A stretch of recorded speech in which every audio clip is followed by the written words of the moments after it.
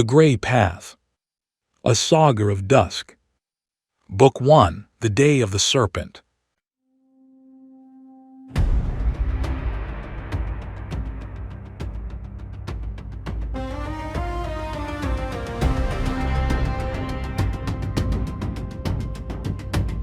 Two roads were all I ever knew. One burned with gold, one drowned in blue.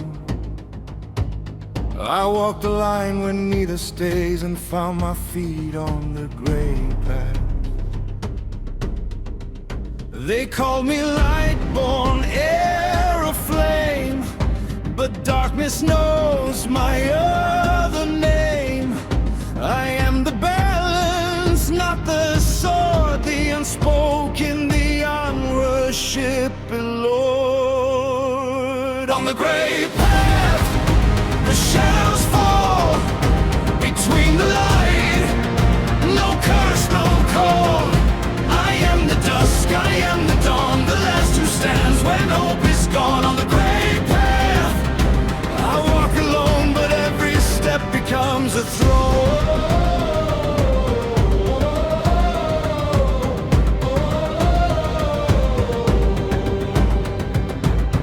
No prophet saw me coming through. No army marches, just the few.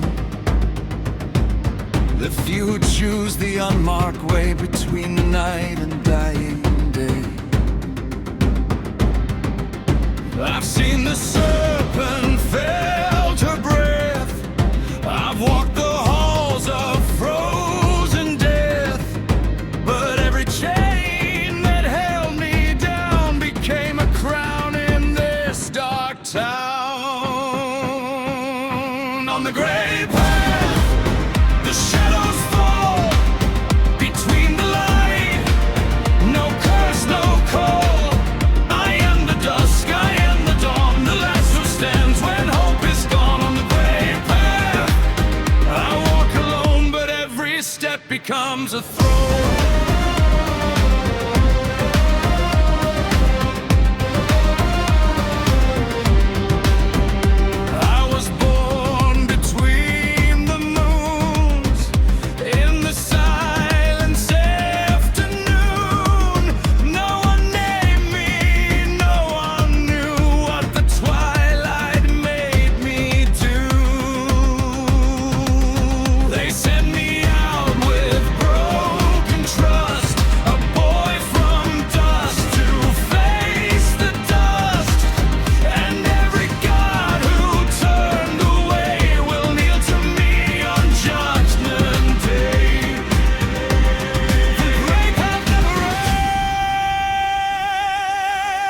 But neither do I. The gray path never ends, but neither do. So let them build their thrones of stone. I walk the gray path alone. Not cursed, not blessed, not lost, not found. The silent king on haunted ground.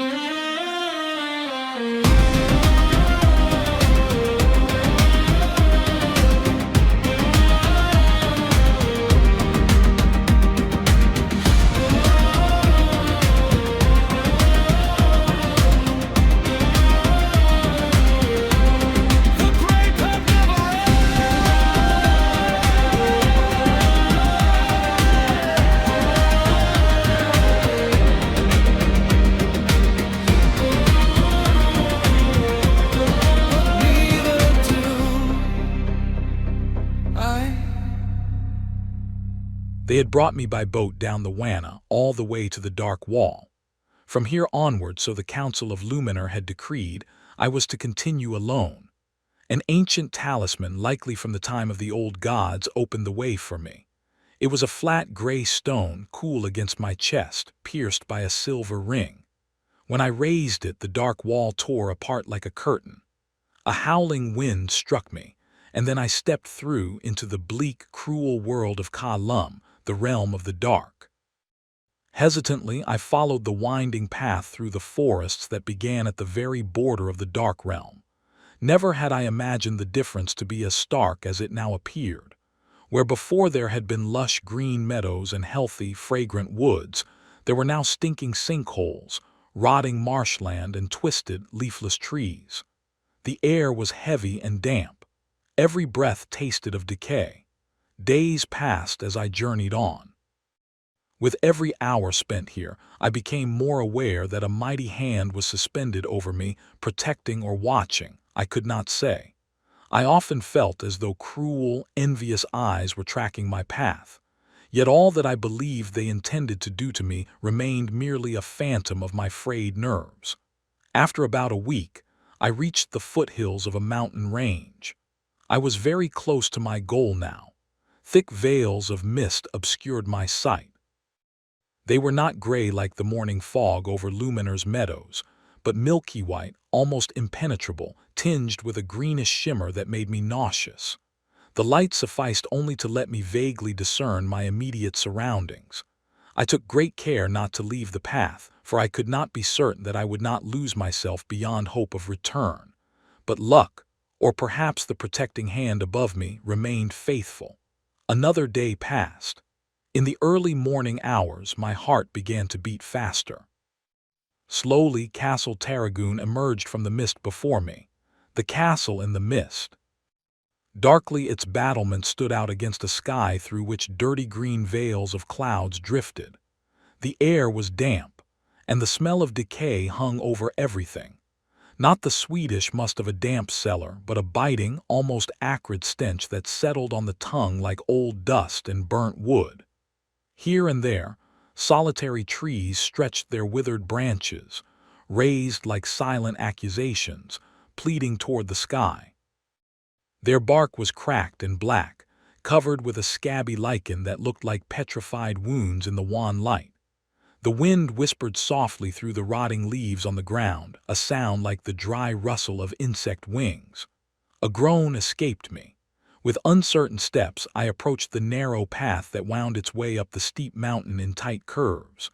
The way was old, the stones slippery with a slimy, yellowish substance that made a squelching sound with every step. I recalled the sagas, recalled the writings. No ray of sunlight ever touches the slimy, slippery ground of Kalam. No good thought was ever born here. Nothing good has ever entered Kalam and survived this sacrilege. With a jittery motion, I wiped the sweat from my feverish brow. The path lay before me.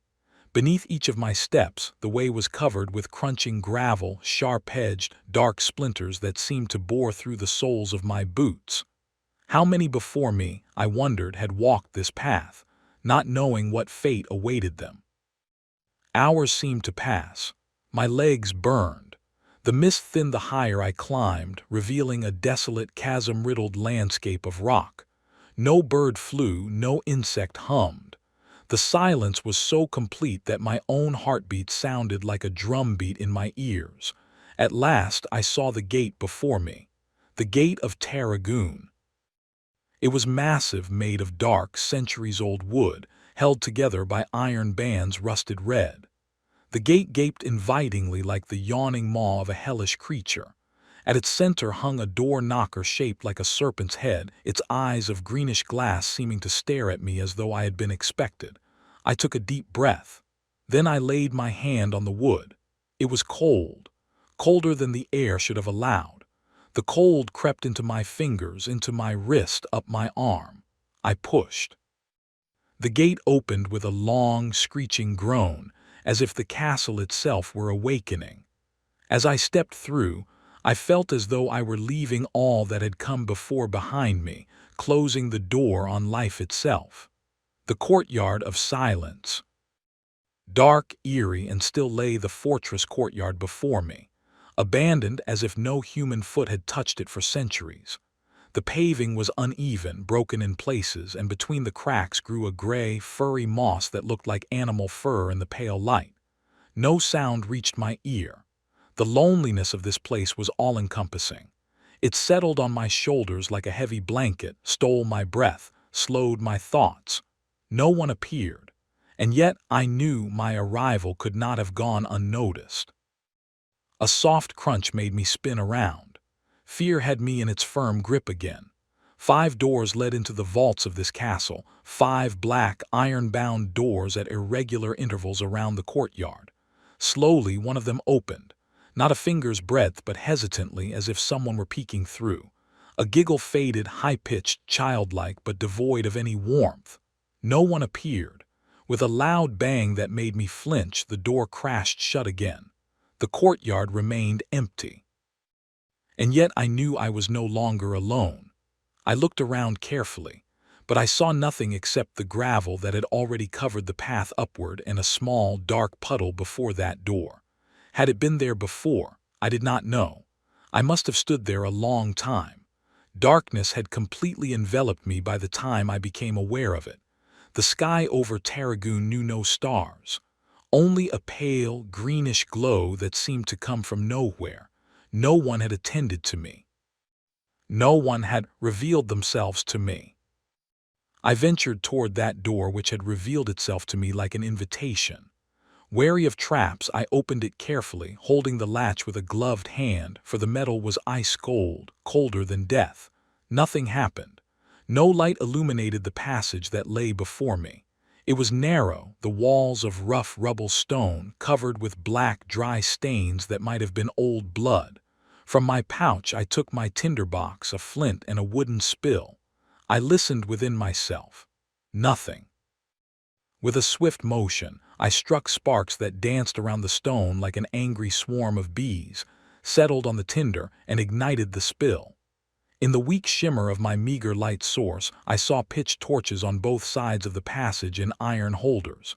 They were old, covered in thick cobwebs, but the pitch within was still soft. I lit the nearest one. The flame shot up too high, too hot, and eagerly licked the old wood. I let the flint and tinderbox disappear back into my pouch. With difficulty, I freed the torch from its holder. The iron was rusted, jammed. I breathed heavily when I finally succeeded. The spider that spoke. From the thick cobwebs on the ceiling, one of its inhabitants slowly descended. On a fine, almost invisible thread, a fat, hairy black spider glided down toward me. Its legs were long and clawed. On its back, a red pattern stood out, a stylized serpent biting its own tail. It was nearly the size of a fist. It stopped barely a hand's breadth from my face and seemed to study me with curiosity from its 8 glittering eyes. Horror filled me as its mouthparts began to click softly, as though in anticipation of a delicious meal. Then the sound became a voice, a shrill, childish little voice. "The time has come. Beware, beware." The voice snapped me out of the spell that had held me since the creature's appearance. With a quick motion, I raised the torch and let the dancing flames play over the monstrous body of the spider. The hairs on its body singed with a pungent smell. A shrill scream escaped it, not like an animal sound, but like the cry of a small child. "The master awakens. Beware, beware. He will be here soon." Laughing, no, giggling, the spider abseiled away. It vanished with a rustle somewhere into the shadows of the dark passage. Its 8 legs drummed on the stone for a moment, then all was still. I wished myself far away. Anywhere but here, at this place that promised so much terror. Flickering, the torchlight played over the moss-covered walls of the passage, caressed the fine webs of the spiders, whose sparkle in the firelight seemed omnipresent. The torch threw my own shadow, giant-sized, against the wall, and for a moment I thought my shadow moved, though I stood still. I knew the danger of this place, and yet I forgot it for a few seconds. They were nearly the last seconds of my life. The Fahal. A rustle, like swift feet through autumn leaves, should have warned me. But before I could react, it had already happened. Long, hairy arms wrapped around my neck. They were not human. The joints were wrong, the fingers too long, too thin, with nails like black thorns. They squeezed tight, crushing the air from my lungs. Hot, stinking breath blew against the back of my neck. It smelled of rotting flesh and sweet, acrid spider venom. I already felt the touch of a slobbering mouth on my neck, moist, slimy, with small, needle-sharp teeth that barely failed to pierce my skin. I lashed out. Struck the monster in a tender spot, a hard, cartilaginous point between two ribs, struck again, managed to break free from the grip of its arms. I staggered forward, spun around, torch raised. Drooling, it loomed before me, not yet comprehending that I had escaped it. A Fahal, one of the horrors of the Dark Horde, a creature half spider, half man, bred in hell from demonic magic and the remains of fallen warriors. Its 6 arms trembled with tension. Its face, if one could call it that, was a grimace of glittering faceted eyes, a moist, toothless mouth, and 2 slit-like nostrils from which yellow mucus dripped. It was fast. It was deadly. I had my luck to think that I was dealing only with a small specimen. It was barely larger than I, perhaps a head taller, but not full-grown. A full-grown Fahal would have broken every bone in my body with a single blow from its 6 arms. I grew sick at the sight of it. Now I had to act. Otherwise my last chance to save myself would be gone. With a hoarse cry, I thrust the burning torch into its hideous face. The Fahal roared in pain. The flames crawled over its eye facets, burst them into a weeping black broth. Its face became a smoking, bleeding wound. Screaming in inhuman agony, it lashed out with its 6 arms. Like flails, they struck the walls, sending dust and stone splinters flying. A heavy blow from one hand, perhaps unaimed, perhaps not, caught me on the shoulder.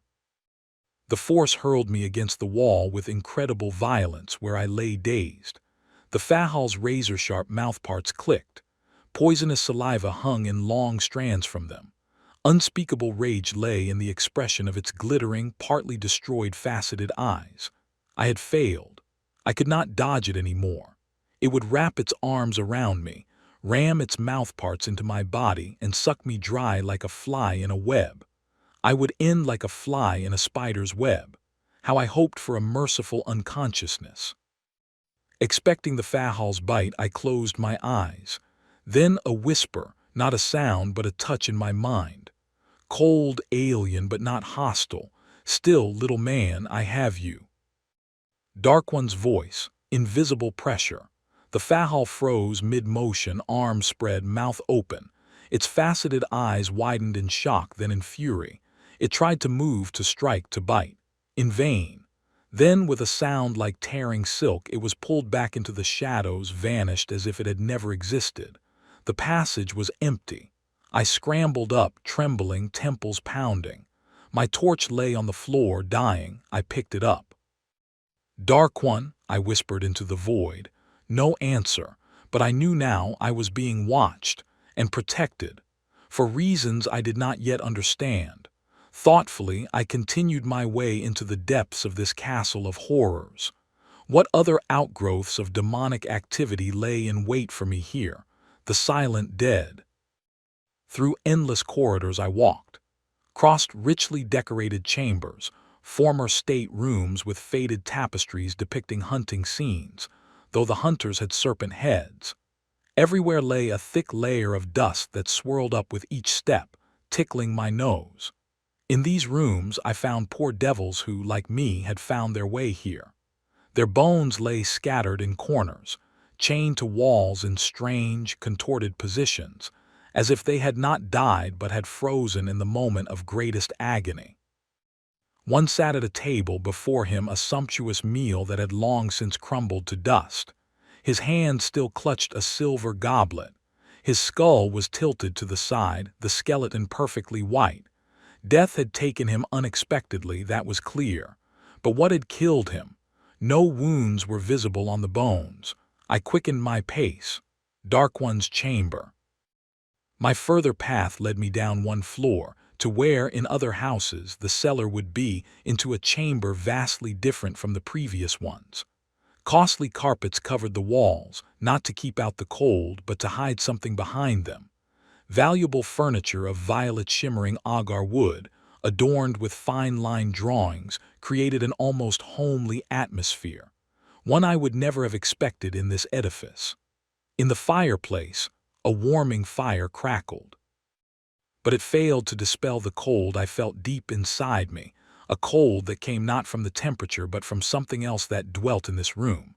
A reading desk of cold, gray marble, whose style did not fit this room at all, drew my attention. An open book lay upon it. The pages were made of thick, yellowed parchment, the edges irregular, almost raw.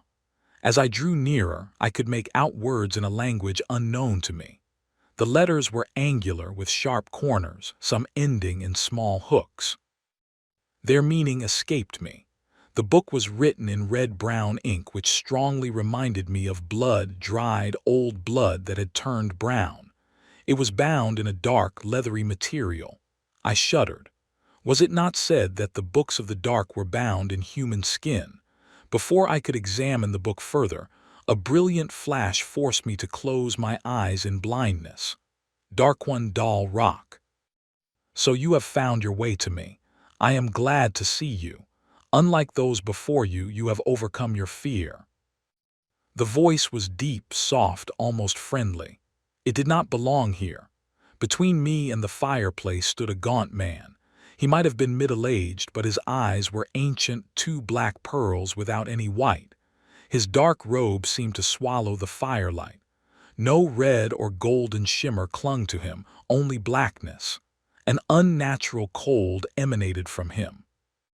It stabbed painfully into my bones, made my teeth chatter, though I did not feel cold. I am Darkwan Dal Rock, the new lord of Tarragoon, since the previous mistress, Granful the Black-Hearted, unexpectedly departed. So it was true. The mistress of the Dark Hordes was no more. Perhaps it might prove a blessing, but perhaps also a curse. Terrible as the old witch had been, her ambitions had remained limited to her dark realm. I assumed that the one who stood before me had emerged victorious from a magical duel between the two. Darkwan must be a mighty magician. I regarded him with suspicion and resolved to weigh every word he spoke. I sense mistrust in you, brave little man. It is unnecessary. Was it not I who saved you from the Fahal?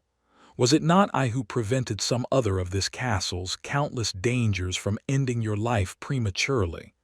I did this because I need your help, and I swear to you, by the hoard of my soul, that I mean you no harm. The hoard of the soul. These words had by no means lessened my mistrust, but I intended to find out what favor was expected of me. After that, I could still decide the right course. Darkwan, I said, my voice steadier than I felt, your soul is as black as your words are sweet. Where is the proof that I should trust you? Are you willing to entrust me with the hoard of your soul, the key to your destruction, in exchange for my help?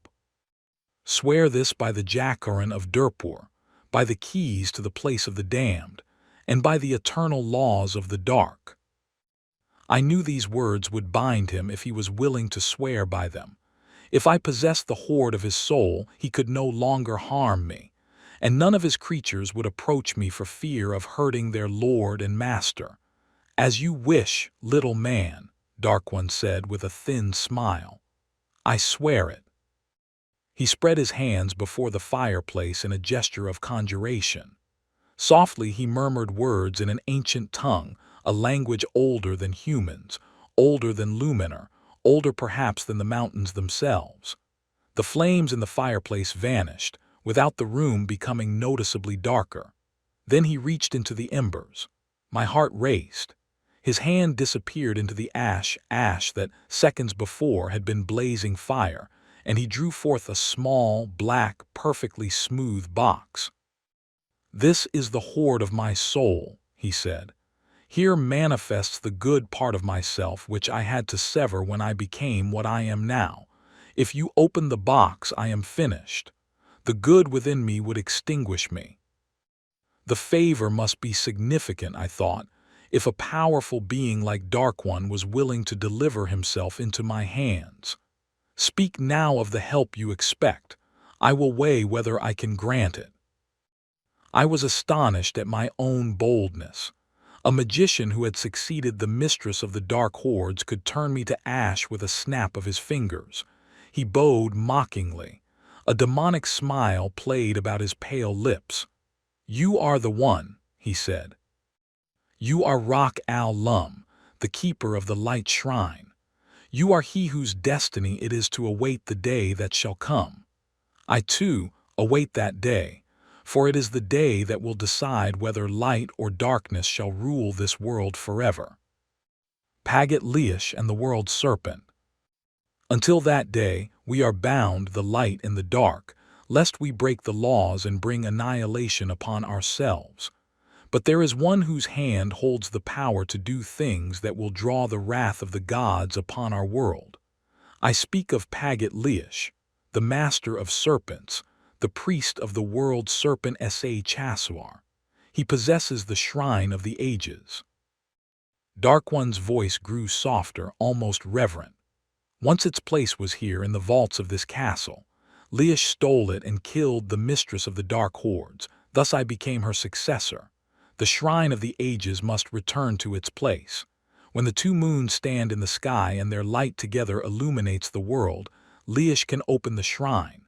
Then the time of the serpent will come, and it will be a time of terror for the forces of light and the dark hordes alike. You are the one who can walk the path. You must retrieve the shrine and stop Paget Liash before he brings annihilation upon us." "How am I to withstand a power," I asked, "that even the mistress of the dark hordes could not overcome? I possess no magical abilities." The help Dark One expected of me exceeded my worst fears. I shuddered, thinking of those writings that described the first age of the world serpent. The serpent's wrath was great. "You are the one," said Dark One, "and you shall bear Chiundacuum, the stone of power. Only you, born under the light of the two moons in the night that follows the sun's day, have the strength to wield it. You stand in the twilight between good and evil. Therefore it will willingly recognize you as its master, due to your neutrality, and will protect you." Chiundacuum. A swift motion of his hands followed, and a golden chain settled around my neck. On the chain hung a small golden key, no larger than my little finger. "I cannot retrieve Chiundacuum for you. It sleeps deep beneath the castle. This is the key that opens the vault. Chiundacuum will await you, and it will guide you to where the world serpent rests until the day Paget Liash opens the shrine. Now go.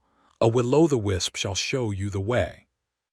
Fetch Chiundacuum, learn the spell that awakens it, and then journey into the serpent's maw."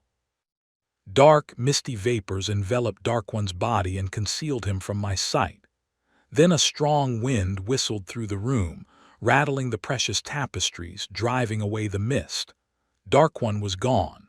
Before me in the air hung a glowing orb, the light he had promised me. It was no larger than a fist, but its light was bright and clear without blinding. Not fire, but a soft, silvery glow reminiscent of moonlight. It guided me into the moldering passages deep beneath the castle, to a place no human had ever set foot. There, deep hidden in the rock, waited Chiundacuum, the stone of power, the way down. The legends tell of Rock al-Lum, the lord of the light shrine who, incalculable ages ago, put an end to the serpent's dominion. Chiundacuum is said to be the manifestation of his will and his power, part of a magical seal created when Rock al-Lum bound the world serpent in chains of slumber. One day, so the legends say, when the chains grow brittle, Chiundacuum will bind the world serpent once more, and it shall be forever. Rock al-Lum, keeper of the light shrine, watch over me, who has come to take up your inheritance to walk as you once did, the path into the serpent's maw. Chiundacuum, stone of power, be my protector on my way into the serpent's darkness, blacker than the demonic power of the hordes. Show me the path to my goal, and give me the strength to do what must be done. And so I descended into the vaults of this castle, of which it is said they have witnessed horrors indescribable even for the dark. Went down into chambers that no creature's foot had touched for immemorial ages. I knew that Dark One, with all his power, orchestrated my protection, so that nothing could harm me on my way to Cheondaquem. And yet I felt unspeakable fear as I descended staircases many meters high, deeper and deeper into the darkness. Then I finally stood at the top of a spiral staircase whose railing had grown brittle over the eons. I looked down into the uninviting depths that beckoned me into their lap. There was no choice. I had to descend the stairs if I ever wished to leave this castle again. So I took a deep breath. The musty smell of old stone and stagnant air filled my lungs, and exhaled with a hiss. Cautiously, feeling my way, I began the descent. Some steps that at first glance gave the impression of solidity proved, upon testing, to be little more substantial than cobwebs. They crumbled under my foot and clattered into the depths, where they shattered with a dull, far-fading crash. It took a long while before I reached the foot of those stairs. I wiped the sweat from my brow, sweat that had gathered at the thought that I would have to climb this way once more on my return. The labyrinth. This castle was a labyrinth, whose hole only its builder might have overseen. The passages were narrow, the ceilings low. In places I had to stoop to avoid striking my head against boulders that hung from above like frozen rivers of lava. The orb of light still floated before me, showing the way to Cheondaquem. How deep might this task still lead me? It was damp here and cold, ice cold. The orb gave only light, no warmth. I shivered, and icy chills ran down my back. I could not say whether from the cold alone or from fear. In this endless darkness I thought of the smell of my mother's kitchen, fresh bread, thyme, warm stone, and hated myself for having to weep. Then a crunch under my foot, not gravel, not stone. I looked down, a skeleton. Fresh enough that shreds of leather and rust still clung to the bones. A dagger lay beside the right hand. The chest was shattered not by a blow but from within. Whatever had killed him, it had not come from outside. I picked up the dagger, rusty but sharp. It would not be of great help, but it felt like a small comfort. Further, the passage grew narrower, the air grew thinner. My lungs burned. I was almost crawling on all fours when the light orb stopped before me, a crack in the floor. Not wide, perhaps an arm's length, but below it, nothing, black, endless void. A cold wind blew from the depths, smelling of brimstone and old, forgotten death. I had to jump. The takeoff was slippery, the rock coated with a slimy algae that glistened greenish in the faint light. My foot slipped, my fingers found a sharp edge. I pulled myself up, gasping with bleeding palms. Further. Then I stood before a sealed portal. Its bolt was rust-eaten and old, the metal flaking away in brown specks. Characters, their meaning unknown to me, ran across the upper third of the gate. Over the centuries they had grown ever fainter, in some places almost entirely effaced. Before this portal the orb of light halted. Instinctively I knew I had reached my goal, the chamber of the stone. I remembered the key and tried to open the lock. In vain. The mechanism was too rusted, resisting my efforts. The key fitted, but it would not turn. The springs and tongues inside had fused into a single crumbly clump of rust. Resigned, I gave the portal a firm kick. It fell clattering into the chamber beyond, with a dull, hollow crash that echoed through the silence like a drumbeat. A grin crept across my face. Swiftly, I followed the orb of light into the chamber. I do not know what I had expected, a magnificent room perhaps, full of gold and jewels, a throne room or a tomb.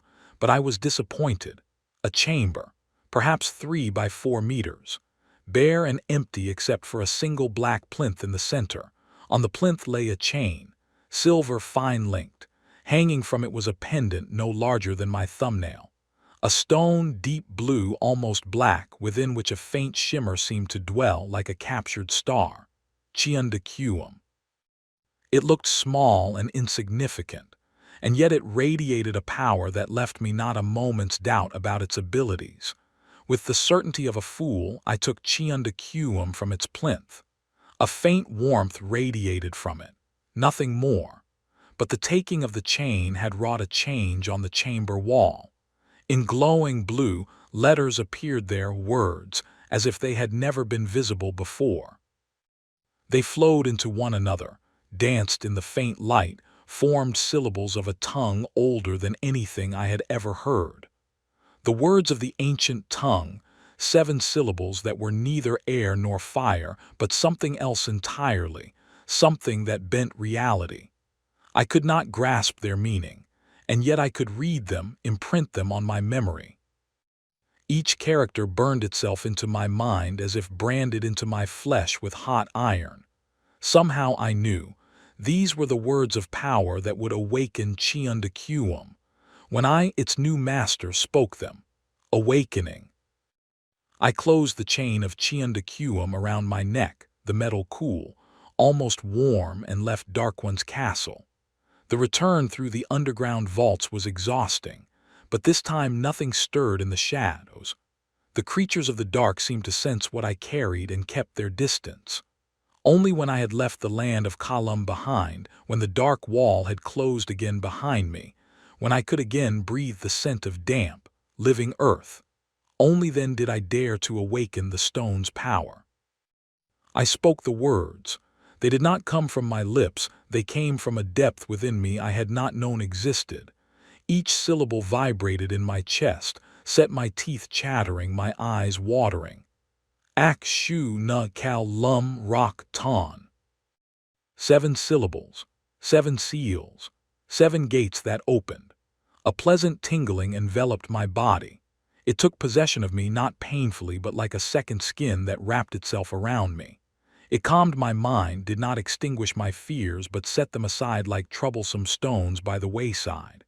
Then with a jolt that stole my breath, I was hurled through endless dimensions, through colors no human eye had ever seen, through scents no nose should ever smell, through sounds that tore the silence itself.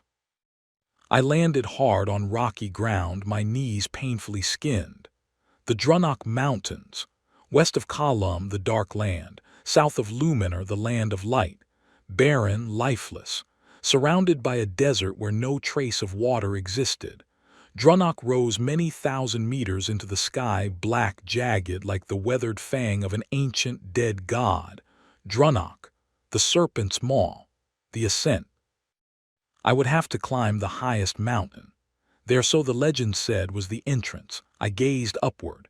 Just below the peak, where eternal snow glittered deceptively white, a dark opening in the rock could only portend doom. For whatever reason, I thought bitterly, Chiundacuum could not bring me directly to my goal. What choice remained but to accept my inevitable fate with a soft groan? The ascent was agonizing. The rock was sharp, the stone brittle. Twice I slipped and caught myself with my last strength. Once a rock fell beside me into the depths. I listened for a long time but never heard it strike bottom. The air was thin and cold, each breath a knife in the throat, but I climbed on. May fate show me the right way. The Serpent's maw.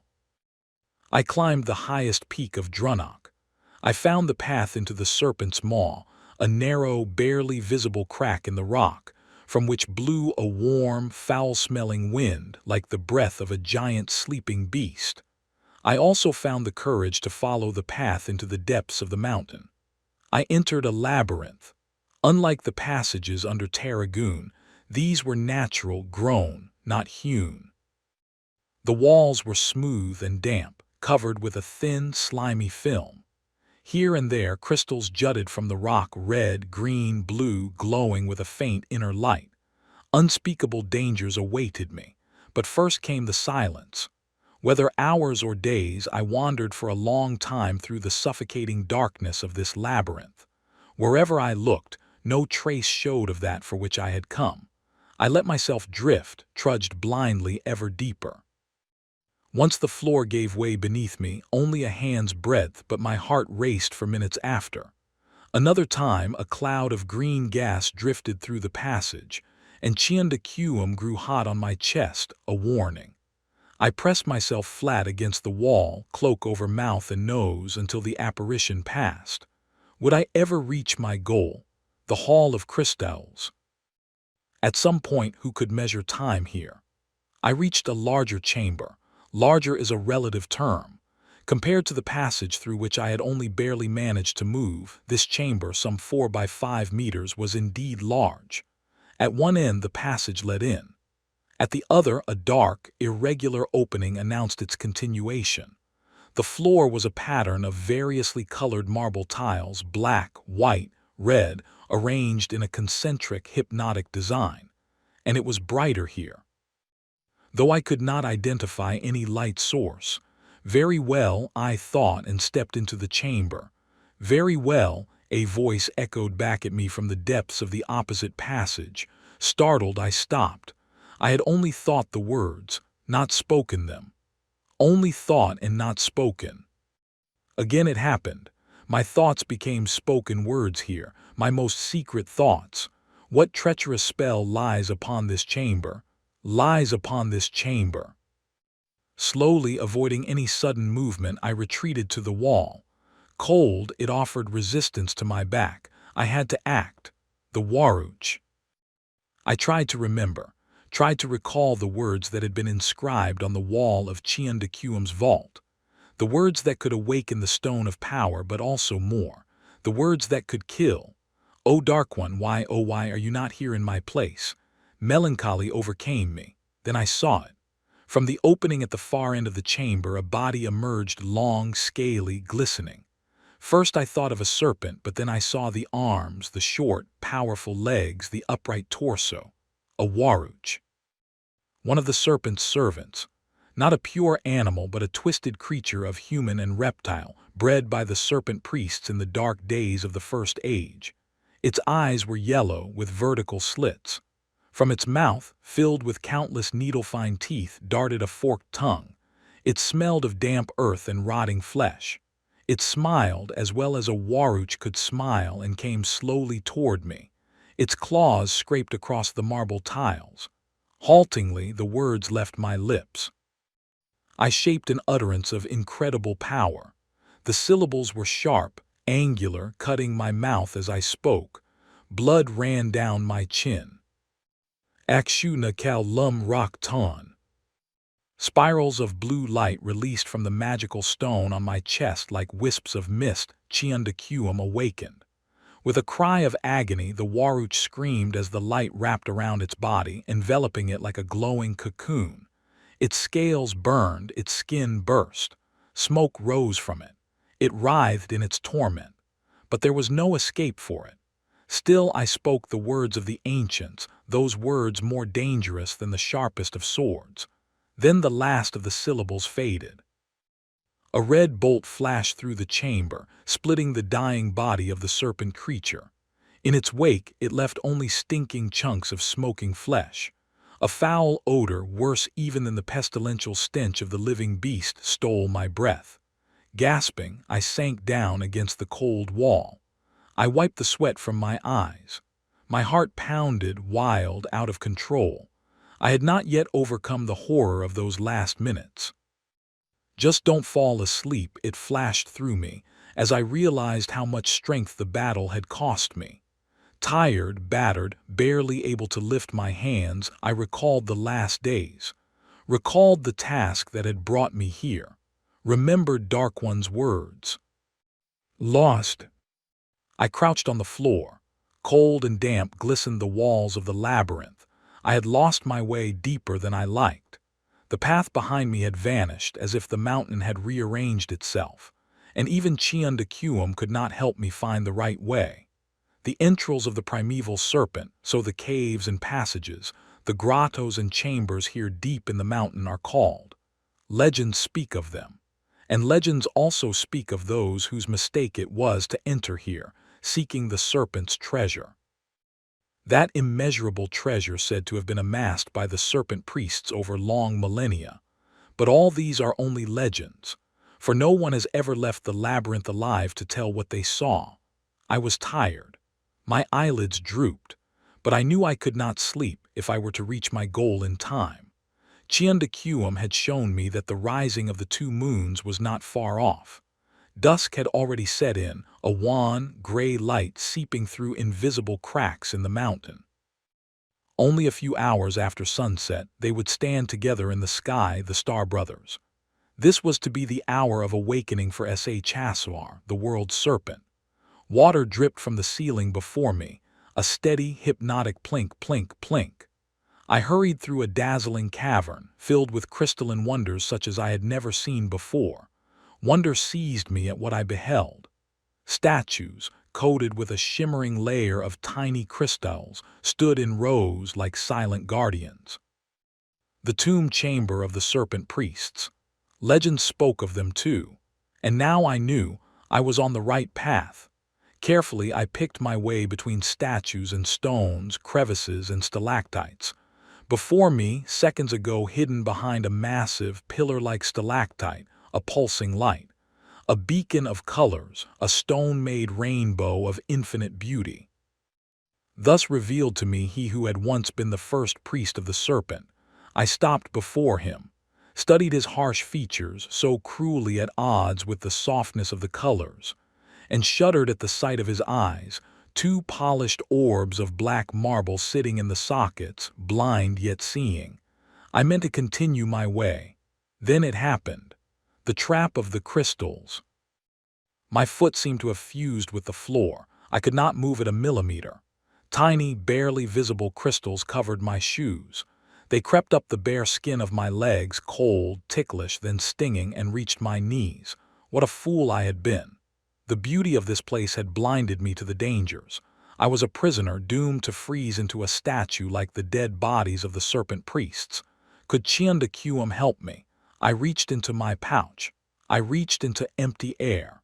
The stone of power was gone. A scalding realization shot through me. I must have lost the stone after my battle with the Waruch in that passage as I leaned gasping against the wall, gathering my strength. Exhausted as I was, it must have slipped from my fingers, fallen soundlessly to the muddy floor. And someone had found it. The last chance for the world as I knew it was gone. I had failed. I looked at my legs. The crystals crept ever higher. Already they had reached my thighs, the waistband of my trousers, the skin of my belly. Cold penetrated me, not the cold of the rock, but an inner cold that seemed to freeze my blood. And then I heard the voice. Paget Liish. Rock Al Lum, keeper of the light.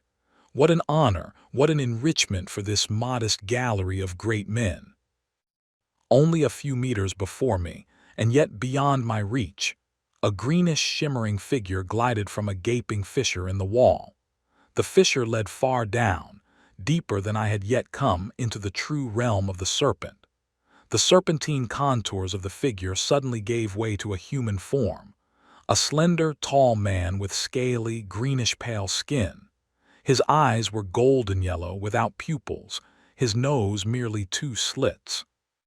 From the corners of his mouth occasionally oozed small bubbles of a clear, viscous secretion, Paget Liish, and around his neck there it hung, the silver chain, the deep blue, almost black stone. Chiundakuum, he had found it, picked it up as I leaned dazed against the wall. Perhaps he had been watching me the whole time. Perhaps the Waruch had been only a lure. A broad smile twisted his scaly features into a hideous grimace. Laughter, a thousand-fold, hissing laughter, seemed to rush at me from all sides, though we were alone. Dark One's power cannot be great if he could not place in your hands the means to save you from this fate. You do not speak to everyone, do you? Or does the beauty of this place steal your voice? What I would not have given to be able to lay my hands around his throat. The mockery in his voice, the cynicism of his words, like oil on the flames of my despair. Paget Liish, I said, my voice thin and brittle, but I gave no sign. Your power cannot be great if you only dare speak to me thus because you believe me captured. The master of serpents. I tried to catch Liish by his pride. The theatricality of his appearance suggested only that he enjoyed staging himself. And with my words I had seriously spoiled that for him. His smile froze for a fraction of a second.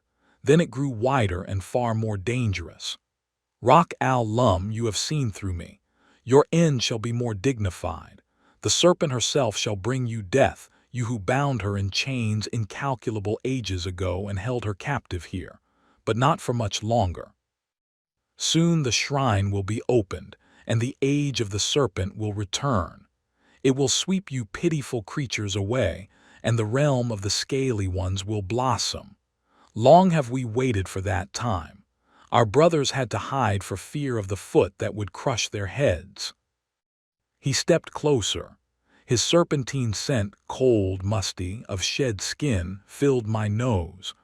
I will free you from your bonds, and you shall be brought into the serpent's hall. The altar shall be your place, the first sacrifice to the serpent in a long age, and Chassoir herself shall do you the honor of attending to you personally. He spread his arms in an exaggerated gesture. His long, slender fingers, the tips curved into fine claws, performed magical motions. Darkness spread outward, enveloped him and me. Then my mind seemed to drift away, bodiless, insubstantial, into nothingness. The serpent's hall. Chassoir, serpent of creation, devourer of the world, who appointed your children lords of this world incalculable ages ago. Chassoir, who sleeps in the depths of the mountain, your time is near. The shrine of ages will open. Sleep will pass, and a new age lies before us, your children. Chassoir, you will awaken, and your mighty body will crush your enemies. Your venom will be in them and will destroy them, so that even the memory of them fades. The words reached me through a fog. I lay on an altar, cold, black stone that smelled of blood. My wrists and ankles were bound with chains set into the stone. I tugged at them. The chains held. Clad in iridescent robes that shimmered like snakeskin in the cavern's pale light, Paget Leish rose at the foot of the stone block. He turned his back to me as he spoke. I looked around. The size of the cavern was breathtaking. It must have been 100 meters high, perhaps more. From the ceiling hung stalactites like petrified fangs. The floor was covered with snakes, myriads of them, small, large, poisonous green, glossy black, red-ringed.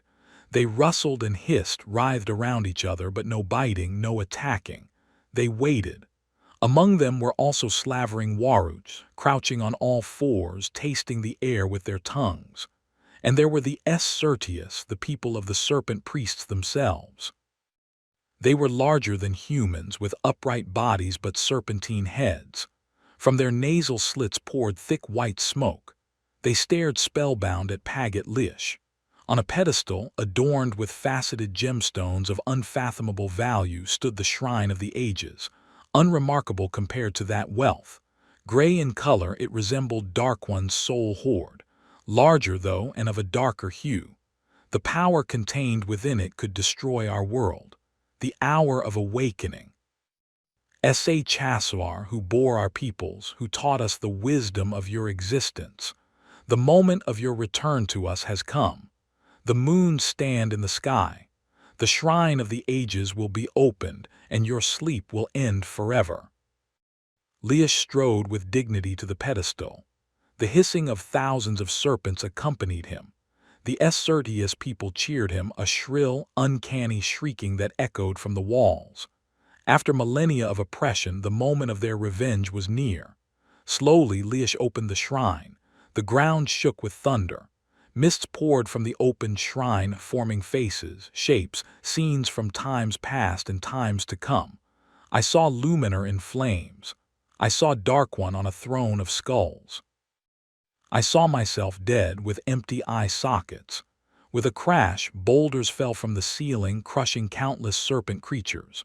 But the others, the survivors, seemed unperturbed. Their ecstasy was too great. With a crack, a fissure opened in the floor in the middle of the cavern before the pedestal. Deep, infinitely deep, a chasm from which blew a wind that tasted of millennia. A shadow shot up from the depths. From red glowing pupils, Chassoir stared at her people, the world's serpent. I stared back, eyes wide. The body of the primeval serpent must have been mighty of her. Only the head and a fraction of the body had risen from the chasm. Her head alone was the size of a house. Her scales shone black with a green undertone that seemed to live in the cavern's wan light. From her nostrils rose steam hot smelling of brimstone. Her eyes, each pupil red glowing like live coals, darted across the assembly, taking in every single one. Her mouth was closed. But I saw the swellings beneath the scales, where the venom glands lay, each the size of a man. I knew my end was near. Paget Liash would not forget me. I would vanish into the entrails of Sa, be the first sacrifice in this new age of the Serpent, strengthen her for the destruction of the world as I knew it. Liash turned to me. His eyes blazed with triumph. Rock al-Lum, keeper of the light, the moment of our revenge is here. Sa, the primeval serpent, has awakened from her slumber and risen to us.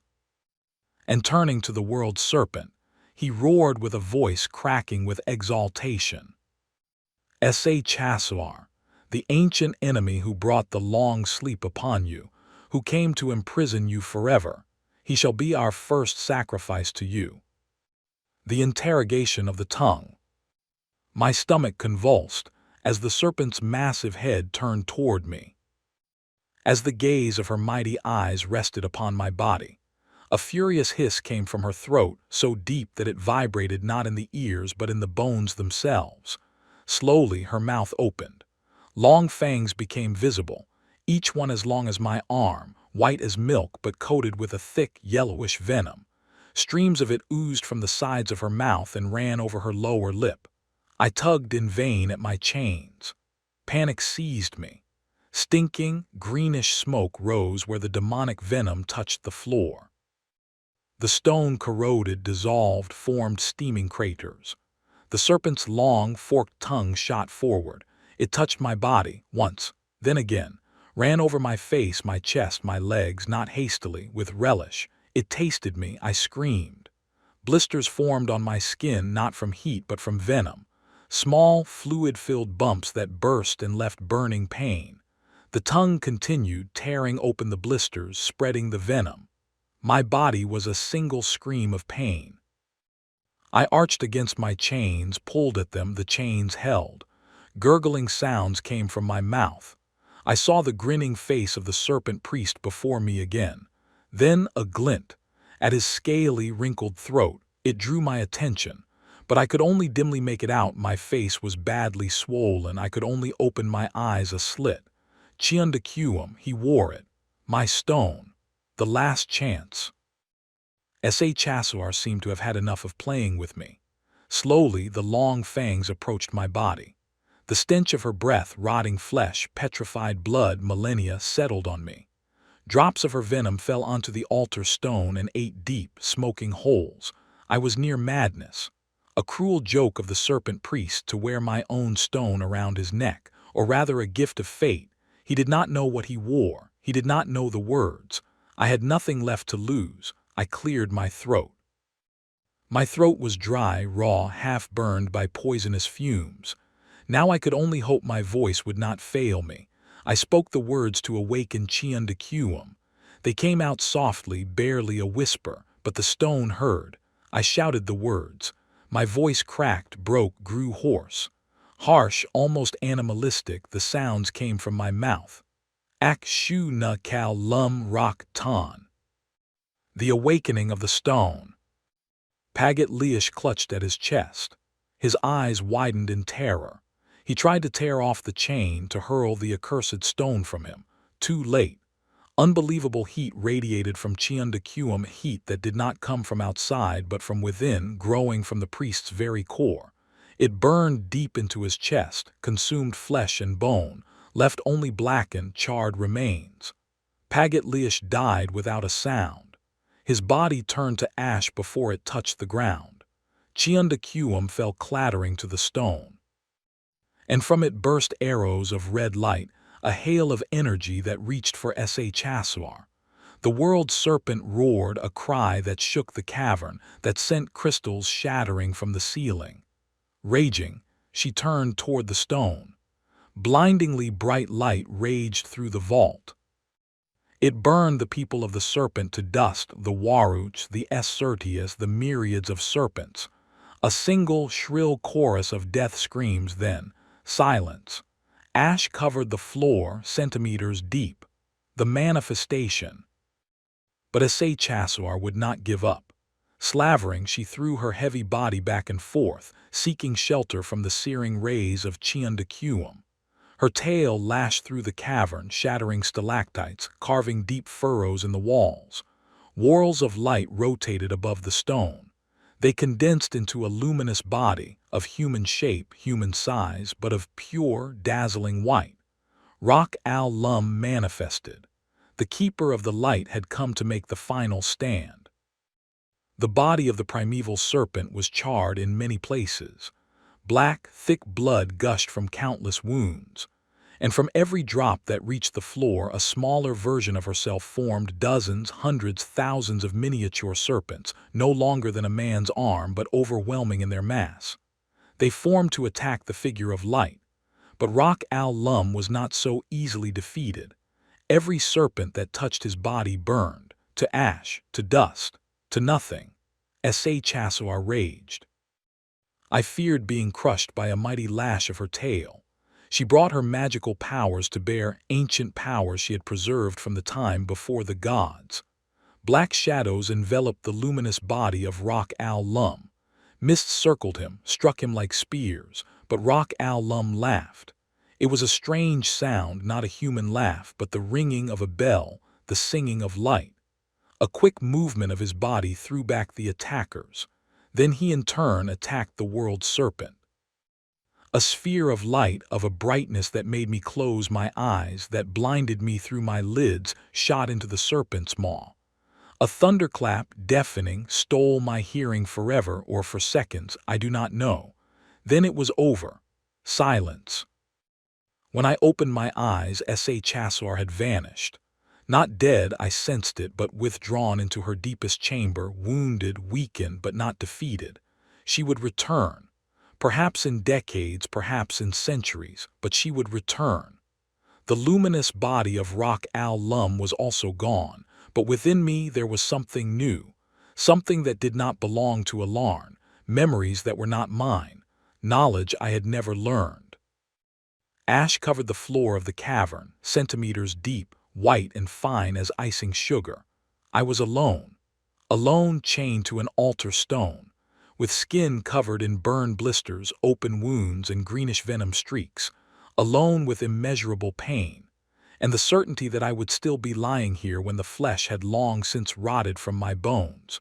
Trembling, I became aware of the cold that enveloped me. I do not know how long I lay there. Again and again I lost consciousness. The pain that gnawed at me was indescribable.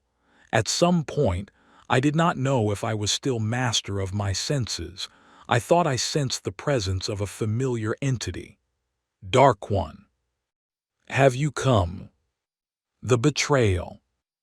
I stared in bewilderment at the gaunt figure that materialized before me from dark mists. Yes, said Dark One with a smile that held no warmth. I have come. I see you have fulfilled your task after all, though not in the way originally intended, and you are still alive, which I had feared. But this mistake, he paused, savoring the moment. This mistake can easily be remedied. He smiled at me. The lightness with which he had pronounced my death sentence made me shudder. Dark One, I said, my voice a hoarse croak, the hoard of your soul, I still have it. It is hidden where you will never find it. It will be destroyed and you with it. Dark One laughed, loudly. It echoed from the cavern walls, mingling with the rustle of ash. Did you think, little man, that I would truly entrust you with the hoard of my soul? Did you think I meant to keep my word to you, pitiful worm that you are? In your blind zeal to save your world, you forgot who I am. I am the Lord of the Dark Hordes. I am Dark One. You have destroyed the only enemy who could have threatened me. The world serpent is no more, and Luminar's borders will fall. My hordes are ready. But first, he raised his hands. Black energy gathered between his fingers, hissed, crackled, formed itself into a creature. A shadow demon, larger than a man, with glowing eyes and claws like sickles. First you will die, and now. The final battle against Dark One. The demon lunged at me. I had no weapon, only Chiundacuum somewhere in the falling ash. I rolled aside. The demon's claws struck the stone beside me, shattering marble. I crawled, scrambled, found the stone with my fingertips. It was hot, glowing hot. Ak shu na kal lum rak ton. White heat shot from the stone, struck the demon in the chest. It disintegrated not slowly but with a scream that shook the walls into nothing. Dark One's face contorted with fury. He hurled a fireball. I ducked. A shadow arrow, Chiundacuum caught it, absorbed it like a sponge. You cannot defeat me, Dark One bellowed. I am immortal. No, I said, you are not. I felt the warmth within me, the power that was not mine, but that flooded through me as if I were merely a vessel. I raised my hand, not in anger, but in a gesture I had never learned. The words of white magic came to my lips without my calling them. In the name of light, I dissolve you. White fire enveloped Dark One, not the destructive heat of Chiundacuum, but something gentler, something that did not burn him but erased him. Dark One shrank, grew smaller, more transparent. His features blurred. His voice became a whisper. Until soon, Keeper. Then nothing, a cloud of stinking vapor, then silence. Dark One lived no more, the return.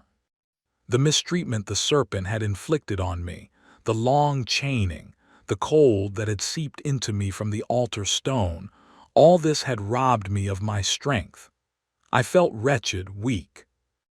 At the same time, new strength seemed to flow into me from that stone, Chiundacuum, that Dark One had given me, not knowing he was thereby conjuring his own end.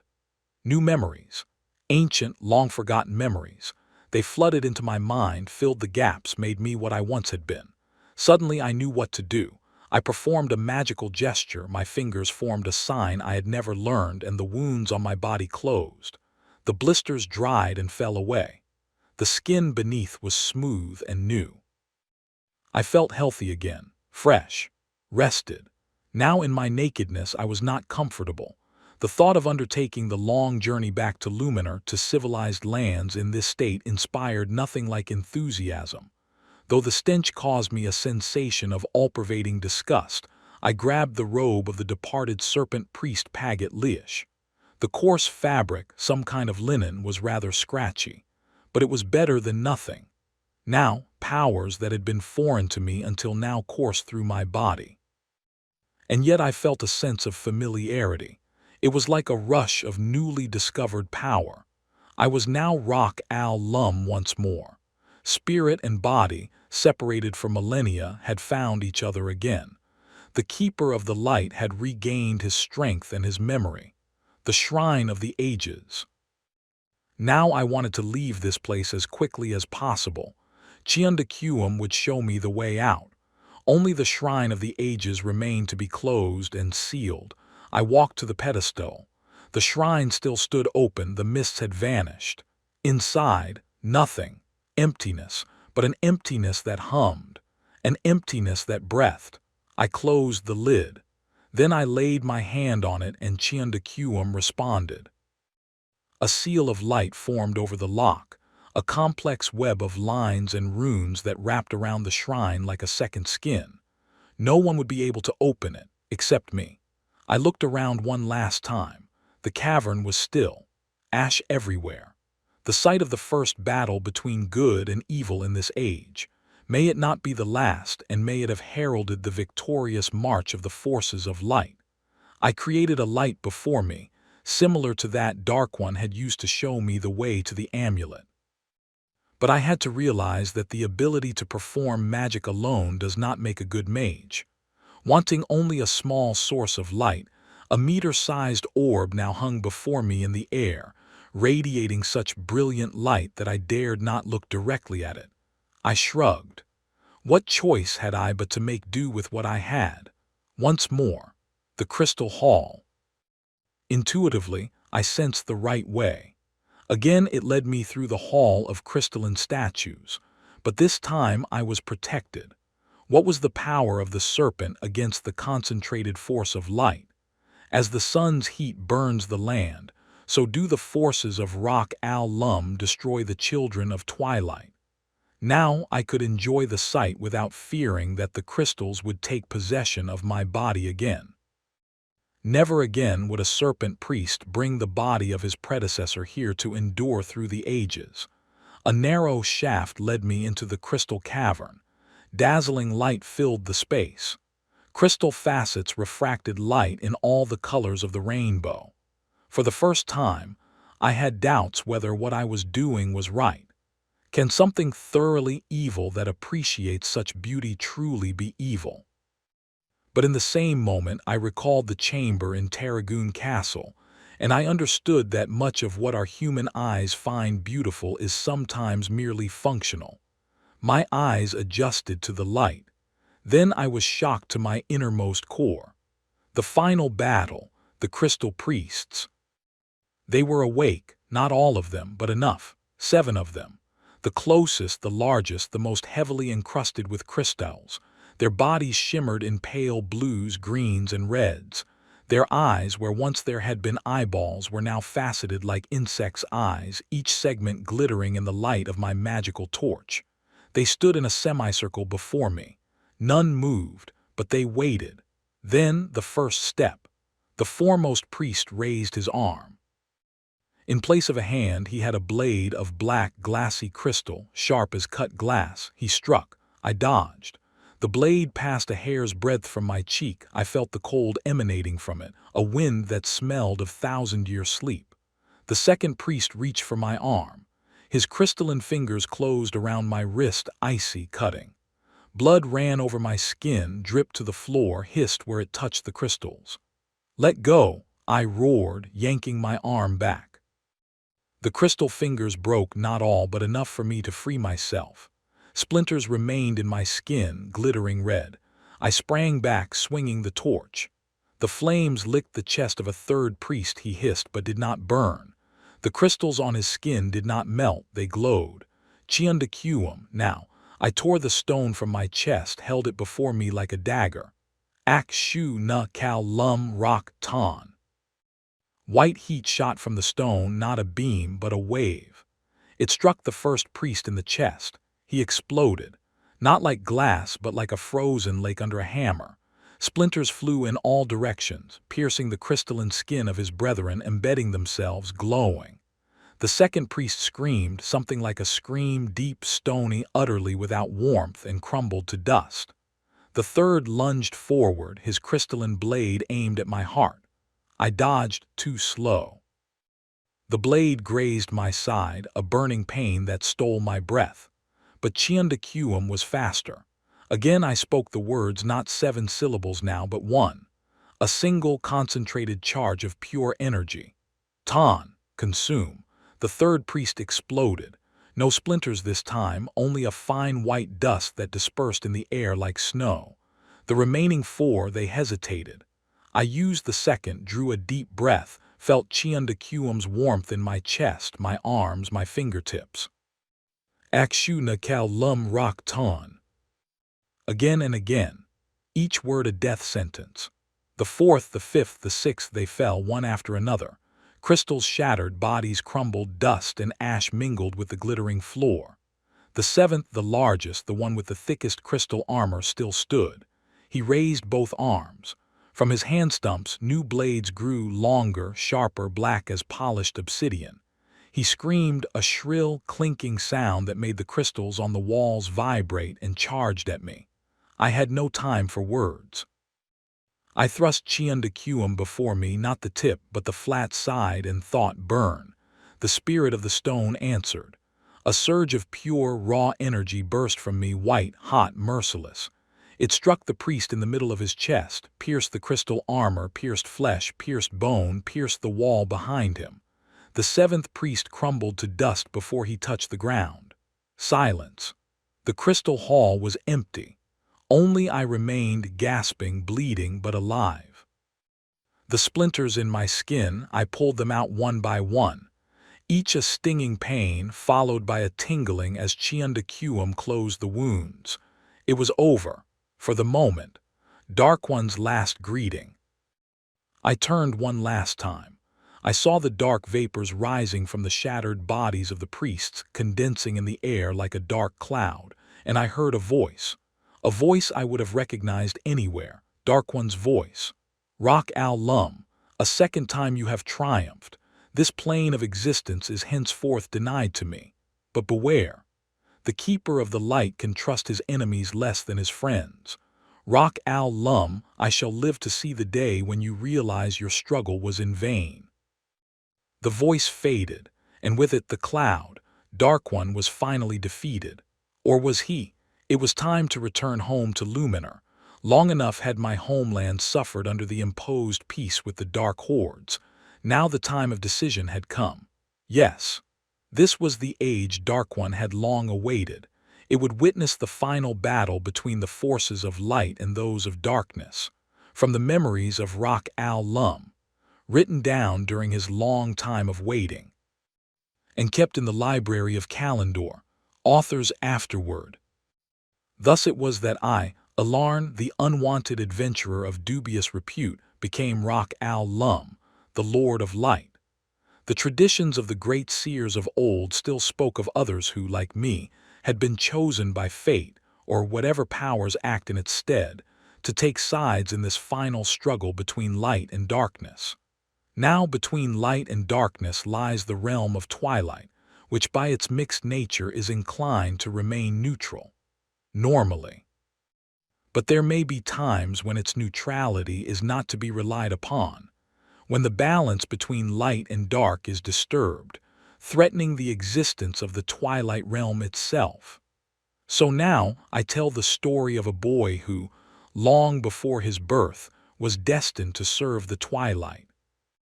A boy who grew into a man whom I would one day come to appreciate for his kind nature and his abilities, and who, nonetheless, might yet become a great danger to me. But that is another story, and God willing, it shall fill another book.